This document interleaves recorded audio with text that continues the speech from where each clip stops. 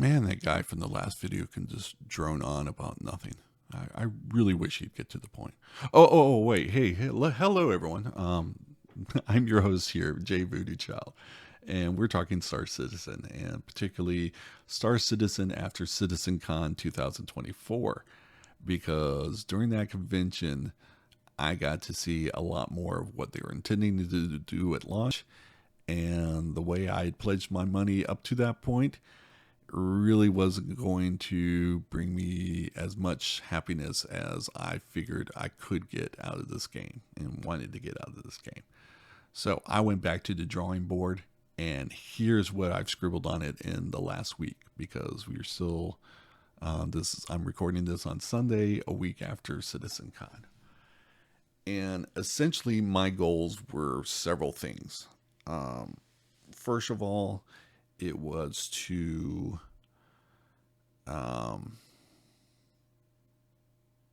still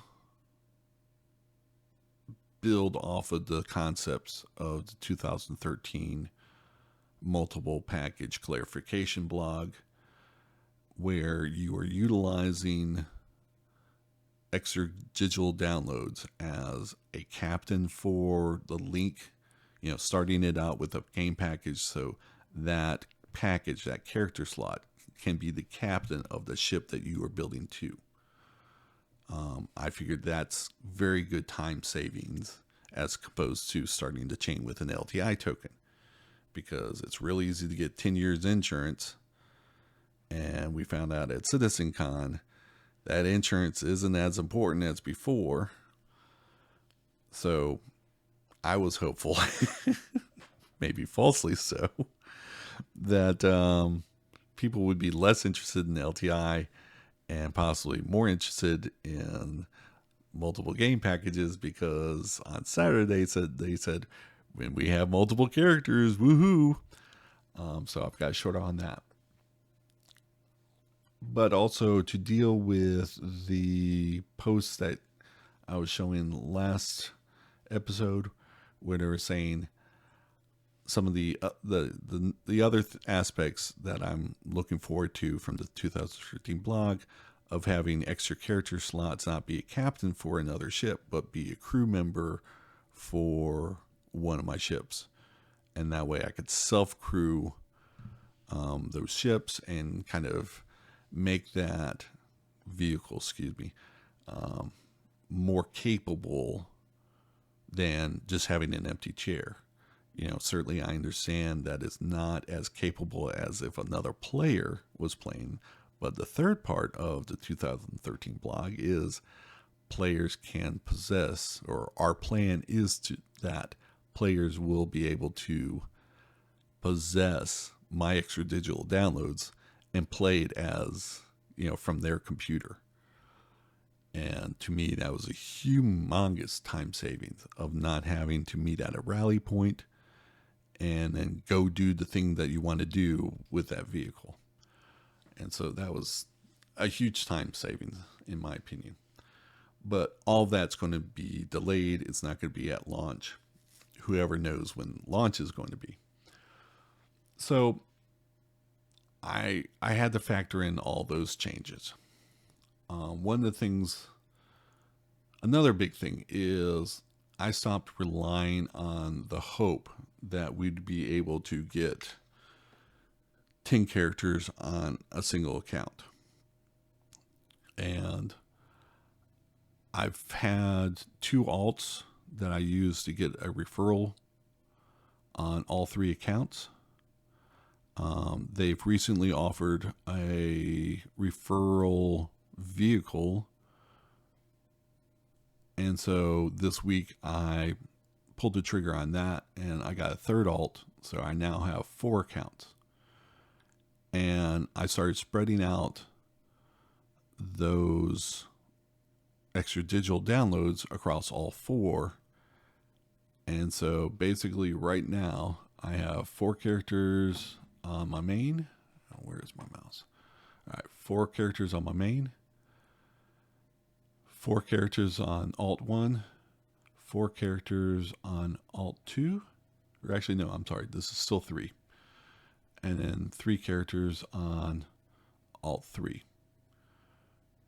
And so for the referrals, I was going with the Star Lancer build based off of the information out of the convention. The Galaxy, which I was going to use as a refinery, since it was the best standalone refiner in the game at the moment. The Endeavor, I really don't know what the Endeavor is going to do going forward based on the revelations at CitCon, but it's still kind of like my ride or die vehicle. So I'm always going to have the Endeavor. It's always going to be a permanent fixture, so I definitely have it on a referral. The Liberator is the new one. This is, a grossly overexpensive ship for what it does, but in light of the aspects of solo play being a viable option and something that I'm interested in doing, and let me touch on that in a moment. So I decided to go ahead and spend for the overpriced Liberator to get it into my fleet, to get it under warranty, and to base my new kind of approach to crewing ships with Liberator being a ferry to take a group of ships out to an area, do its thing, and kind of function that way as far as multi-crew. And then the 600i has always kind of been slightly on the fence. I mean, I've been sold on this, but mostly as a soloable vehicle. It has exploring expedition exploring available to it. That's kind of interests me, but it's not a must-have. Its soloable qualities are nice for the ERT missions. Even though it's a big boat, it has the shields and capabilities to go through those fights. The luxury aspect, that's really nice. It's nice to kind of have a flagship to say, okay, I can enjoy the game just sitting around in this, beautiful, luxurious craft and with these great views. And, that's something of value to me and something I figured I'd enjoy with spending that money to get a CCU chain going up to that. And because I now have 4 accounts, because I will not have AI blades on day 1, but they will be available in the shops for, when I get enough rep to purchase them, or blueprints and materials to craft them myself. They weren't a day 1 thing. So I decided each one of these alt accounts, each one of these accounts would have a starter on them. And so I've got the C8R here, the Titan, the Cutter Scout, and the 315P. Then we have my multiple ships that I'm interested in. The Caterpillar, I'm thinking about doing 50% salvage, 50% cargo. And so when I get to a wreck, I'm going to have a Dragonfly also kind of in that nose section. And so 2 people fly out on the Dragonfly. They get into the wreck and they start stripping out components, ammo, siphoning fuel, all that good stuff. And the other 2 crew members are offloading from the cargo holds empty crates to pull that stuff into. And you have the tractor beam that's on the ship, on one wing of the ship. And then on the other side, you have the detachable command module with a tractor beam that could swing around to the other side, and they can both operate there. So that was kind of my 4 people concept. And then once those people were done bringing out everything from inside the ship, then we could start stripping down the outside of the ship. Possibly cutting off things that can just be thrown into the cargo holds. So again, you have people working the outside to cut things, and someone on the tractor beam to put it in the hole. You're having someone on the tractor beam to return all those boxes to the cargo hold that are now filled. And then also 2 people one in each bay doing the salvage thing and whatever capabilities that ends up being. So that was just kind of my vision on that. And I wanted to have 4 characters ready to do that. But again, the self-crewing aspect is not going to be at launch. And so I had to start figuring out, okay, how am I going to crew this fairly important ship to my process? Because it's one of the major forms of gathering that I have to do my primary interest of crafting. As you can see here, my concierge account, I'm going to be collecting blueprints on for just the crafting side. And then my main starter, 315p, is going to be collecting refining. And they are going to go to the refinery. They're going to go to the galaxy. We're not quite sure whether the galaxy is going to do crafting. I've got some thoughts on that. I skipped over a thought I had here, and I wanted to get back to that, but now I've forgotten it. Yeah, okay. Anyway, moving on. Just my stream of consciousness, all for the record. Yay. I hope you enjoy that. Give it a thumbs up. Yeah.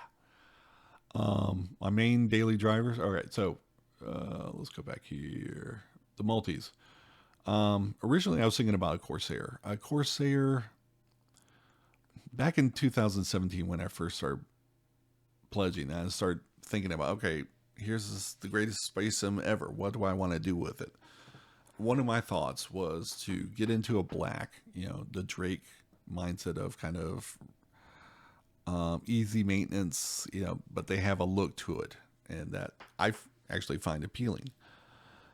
And I figured I'd get a black, and it would be my kind of Firefly equivalent to Serenity. That it would be a ship that I would have fully crewed and just kind of on the edge of space, eking out a living. I was even considering not getting insurance because I wanted that pressure of all the stuff that you are, salvaging, looting, all that's unreplaceable. You've got to survive on whatever you can get. And that seemed like an appealing play. But certainly as my budget grew, I started thinking, okay, well, maybe the Corsair is more that. And, certainly being quote unquote an explorer, whatever that means to CIG, it does have longer range and still has that Drake kind of mindset. Is slightly larger crew, better conditions for that crew. So I figured maybe the Corsair becomes that. In this past week, I've dropped that. The Corsair is now the Andromeda.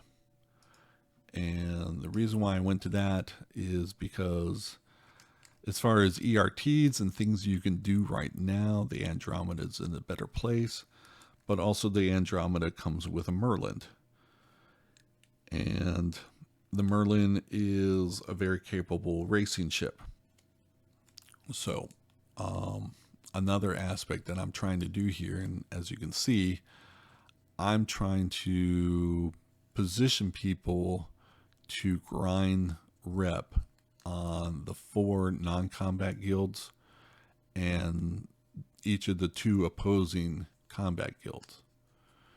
And so having that racer here, and then eventually I'm picking up the razor here.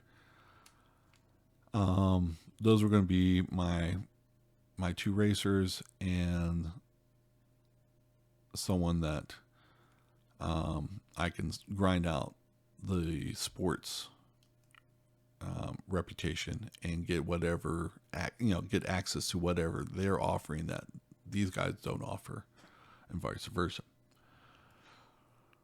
So the cutter was dropped.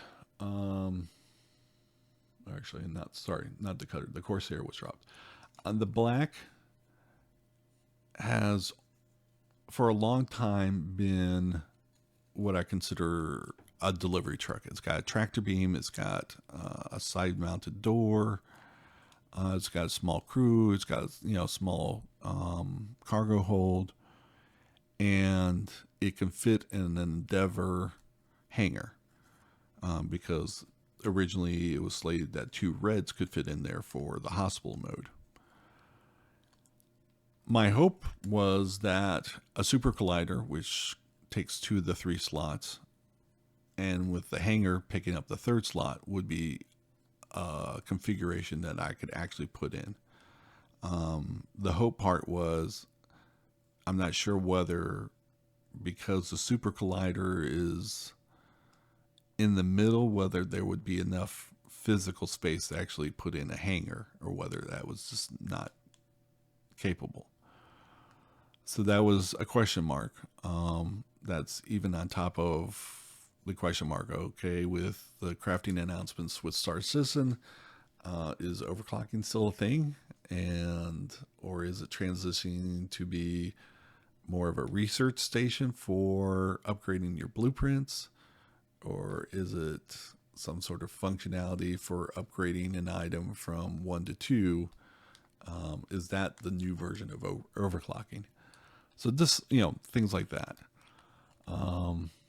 Again, the Endeavor is my ride and die, and I know it will be useful in some aspect. I just don't know what. But the black was just basically a delivery truck, because one of the things that I'm considering with the gameplay is that, the Endeavor is just a crafting station for me primarily. And it's a mobile one. Before I started locking into the 600i, it was also kind of the Endeavor was going to be my pocket space station that I can kind of go to and use as my floating mobile space station just for me. And, it still has that capability. Don't know why I started down that train of thought. Yeah, okay. Anyway, moving on. So, I guess crew count, was it. So I only wanted to, that's why. I only wanted to have one character on there basically doing crafting. But I didn't want my, very unprotected solo capital ship to be around when I'm away from that ship, delivering a crafted good, an overclocked good, to some other place, whether it's to another ship of mine or to, someone who gave me the materials or the component to upgrade, and, to a client. And I wasn't quite sure how the game is going to handle bedlogging, ships despawning when they're interacting together in a hangar. And so at worst, I wanted to have my delivery truck on a different account than my crafting station, because I could craft something, chuck it out the ship, and bedlog. The ship would disappear. The floating overclocked component is still out in the universe as a persistent entity. And then I show up with my delivery truck, black, and I bring it in, and I fly off to the client and do that thing. Or reverse that for a new client. And that was just my way of kind of cheating the game systems to lose that integrity of what do they call it that I get frustrated with? Plausibility or immersion, excuse me. So yeah, it was me cheating immersion to gamify something so I can get away with soloing a capital ship, which you really shouldn't be able to do. So doing that on multiple accounts was, something that interests me. Particularly if, well, yeah, it's just something that interests me. The Zeus MR. This is a new ship to me. I'm not into combat. But one of the guilds, the Mercenary Guild, has a lot of things, but one section is dealing with, true bounty hunting stuff. And one of the major revelations of the convention was the warranty system. And that anything purchased in the pledge store would have lifetime warranty. And whenever you file an insurance claim on that vehicle, instead of getting a cash equivalent in-game UEC credits for that ship, minus any depreciation that they evaluate that, they would just give you the ship if you had a warranty. And depending on your insurance level, you might get more things that you lost on the ship, like any level 2. Like level 1 is just for a stock model of the ship. Level 2 insurance, which will be more expensive, is any component upgrades that you've made to that ship. And right now, I'm assuming that crafting a higher level of that vehicle will also be covered under the level 2. And level 2 was replacing the component upgrades that you had made and any of the personal items that you had put on there. What that group means, I don't know. I would be surprised if it included gear, but maybe some expendables, that you added to the ship, maybe. But whether it's just furniture, they say decoration, so whether that's purely the cosmetic stuff or more expendables or useful items like gear, I don't know. I'm guessing it's just for the cosmetic type stuff. But again, so because of the warranty, I said, is it best for me to have the ability somewhere in my fleet to do bounty hunting? That way I can have more options to grind rep to build up my mercenary credibility. And for right now, I'm thinking that the Zeus MOR, in fact, you know what? Since this is on the fence, I'm going to trade this out for this. Always making changes. Every time I look at this thing, I make a change to it. So I decided to get a bounty hunting ship just to have it around in case I really wanted to involve myself in that gameplay. Not completely sold on it, but that's why it's there. So that covers the multis, the dailies, the MSR. Again, always have an exit plan, because for me it's mostly data with some cargo, but even though it's probably more 50-50, when they actually develop everything, when they get finished balancing the ships. I mean, one of the things I really like about the MSR is it can outrun the Apollo Blue and some of the other quantum dampeners. We're not sure whether what the speed the Zeus MR is going to end up at. The other two Zeuses are at 200, and the MSR is currently at 205. So whether the Zeus is 200 or slower because it's a more armored version, which could be a possibility, but still, I'm thinking the MSR can outrun all the QT dampers except for the one that drops you out of quantum travel. But that's essentially a kind of light fighter. And it's the only thing quick enough to the Mantis. The only thing quick enough to keep up with the MSR. So I'm definitely a runner instead of a fighter. But they may change that.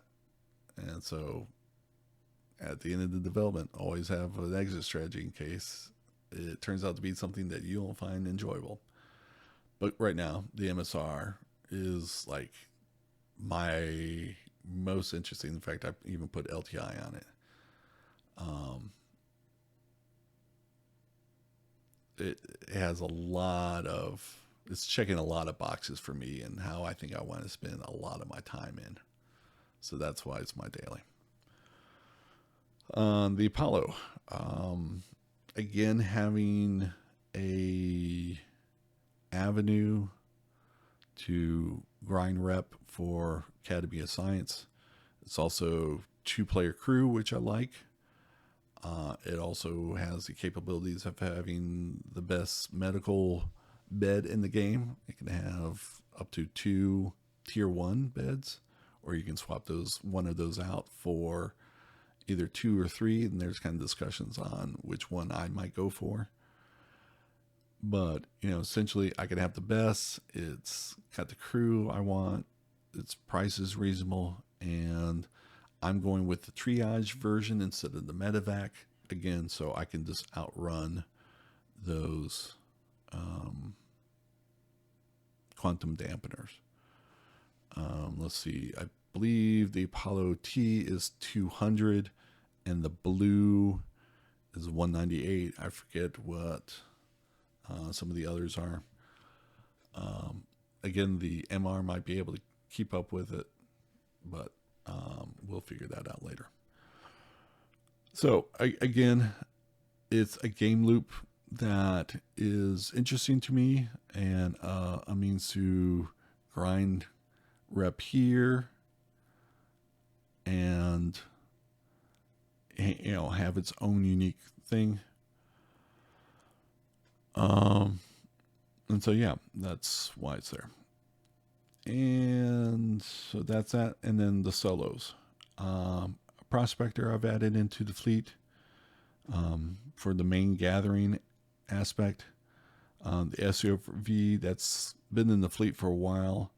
I see a lot of utility, a lot of gameplay that, I might be interested in some casual, just loading up a whole sea. And I was thinking about, doing that for Orgmates or whatever, to throw asteroids in front of an Orion, to throw salvage in front of a reclaimer, to help capitals get out of gravity. This all or dragging, a wreck to my caterpillar. That way it can do its thing, take its time, because it's on no one's radar as far as where did it go. So I saw a lot of usefulness on the SRV, and I wanted to again have it on a different account than some of the other things that I might be bringing it to. So I can play that game of logging off a 1 and having the caterpillar despawn because I'm bed logging here, and then I'm opening up this account, to work with it. The Terrapin. this is another kind of recent thought. I have a video on how terrapins would be an interesting way to make money by being a basically an old World War II islands. I forget the name of it, but anyway, basically someone sitting out on an island, kind of watching the coast, watching the horizon for airplanes, and reporting, movements. And so I could see myself stationing this outside an important, like a refinery or something, where pirates may want to hang out and try and jump you before you can get into the armistice zone of that area, or beyond a jump point. Like when we have pyro, to say I can get on the other side of pyro and say, all right, well, I could just log into this account, look in pyro, and see if anyone's setting up an ambush around the area that I can detect. And that way I can go get paid by someone to say all's clear, or no, you need to hold off, and get paid or have a revenue stream coming from that. That seemed like an interesting thing to just kind of have in my back pocket. And, even though it's a fairly expensive ship, I could set and forget this thing and just kind of have it earn money whenever I could develop that in-game reputation. I was like, all right, if I want to go see what's going on at this site before I actually get there, I need to call Jay Voodoo Child, pay him a little money to say, yeah, coast is clear, come on by. So it's just something interesting that I thought I wanted to do there. The Razor EX, I kind of mentioned this in another video where I was talking about, what would it take to escort 3 whole seas across 3 systems, to escort this convoy. And one of my solutions was not to provide a fighting escort, but to provide a scouting escort, to use terrapins, to use this Razor to look ahead and have them based off of a Liberator. And so since I'm bringing the Liberator in, again, small crew count, and has the capabilities of bringing other ships along, other vehicles along, and those are soloable, and taking advantage of having the multiple accounts to say, okay, I have a crew here, but I can bedlog and have the carrier disappear while the thing that I brought to a new location with a smaller range is now capable of doing that on its own, and that's the only asset I have to worry about, not getting jumped. So one of the things was having the Razor go through a jump point and say, all right, what's on the other side? And if there is an ambush there waiting, then being its stealth, being its speed, it had the capabilities of running from that ambush while still reporting back to the convoy. Yeah, this way is not safe. You may need to find another or have enough firepower to punch through. And so, again, it was something that I thought about that could be a hireable asset in lieu of being a hired escort. But also, I've often wanted to pair the SRV with my Squadron 42 game pack. And with Squadron 42, it, I believe, still is the plan that there's an achievement in that game that allows you to purchase an F-8C heavy fighter. And, this is the civilian version, but still, this is going to be one of the best fighters in the group because it's a little more exclusive. It's harder to get to. And so, I think as of last year, a little bit over a year ago, they offer an event that you can earn a ticket, or you can find a ticket and purchase for $300 this ship, which I find ridiculous because I'm willing to wait until Squadron 42 comes out, and enough to play that game to unlock that achievement and save myself $300. I can wait for that, but that would be my ship or my vehicle that I can sit on a Liberator pad, and it could be the actual hired guns for an escort. Again, because it's a purchase in-game ship, it's not going to have any insurance and it's not going to have any warranty. So I'm definitely going to want to get one character, and I'm not sure whether it has to come from this account or whether I can buy it off of a character that completes citizenship and has a warranty. Whether I can say, okay, I'm going to do that on my main, but I can put a warranty on this ship, which I believe I can, because you can give permissions to yourself, your other characters, or other players that you have access to the ship. So I'm hoping I can, do my daily, one of my main characters, if you will, or at least my first character. Because one of the major things is I've now got 14 characters and there's a whole lot of PvE story content to level up and to get into these different guilds and what have you. So there's going to be a whole lot of gameplay for me, and day one, I need to choose, okay, what's my biggest priority? What am I going to concentrate? All right, let's get this guy or this character as far as I need to reach my goal, and then maybe continue with that, or say, okay, now it's time to get a goal that only this character can get to or is meant to. So there's going to be planning along those lines. But originally, I was going to put the F8C in the scarab of a Crucible and have the Crucible be my org support vehicle to say, all right, I'm going to fly out to this event. I'm going to hop into my F8C and provide,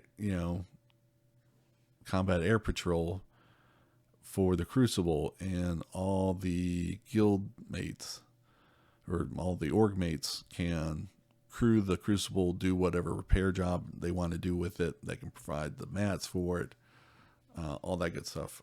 I can just say, I've got the ship, the vehicle. I can, lend this to, the group, and not really participate in repair, which is not something I was keenly interested in, but it's a very capable vehicle. And it was sad to see it go from my fleet, but it's no longer here, as you can see. But I'm now operating off of a Liberator, and the C8R is an XXS ship, so it's kind of in the snub category. And the Razor EX is the same. And you can convert the two vehicle internal pads into XXS pads. So basically I have 3 of those and then 2 extra smalls, which would be for the SRV and possibly the F8C. But until this, I can go back to the Terrapin and take this out to the place I'm going to drop it in, or I can take the Prospector out and have that fill in that last spot and do mining. Again, these are on separate accounts from the Liberator and its crew. As you can see with each of these accounts, the starter of that is typically going to eventually command or captain the referral of that account. So here we have Titan is my 9th character, but once I have the resources to work the 600i, then I'm going to no longer fly around with the Titan. This character is going to be captaining the 600i. And eventually, I'm going to bring over this 12 to be as a crewmate. And that way, these two can hop into the G12 and do some bunkers with, the medical T2 bed for respawning purposes. This is a ground vehicle, but even if as a solo, I can take out the X1 Force token that I still have and just not upgrade it to something else. But, it's funny that I have so many of these tokens and then like higher costing ships only have the 10-year insurance. But yeah, I want to have to respend all that money. I might actually have to look into that. That's a way down the road look to see whether some of these chains can move the X1 Force into 10-year and then have something more important, have LTI. But that's gravy, essentially. But anyway, to have a shield and a gun on a solo, even though it's hover, will get shot at by towers. But, certainly can use to scout out or solo bunkers or what have you. So that was kind of the Liberator. The ATLS is going to stick around to be loading whatever storage I can do into the Liberator to be kind of a cargo hauler. Wasn't quite sure whether this or my MSR was going to be my primary interstellar transport guild, but because this is kind of my main character, if you will, I'm probably going to hit whatever requirements to get here first, but I may end up doing a secondary character here. So let me touch on, oh my goodness, we're at 42 minutes.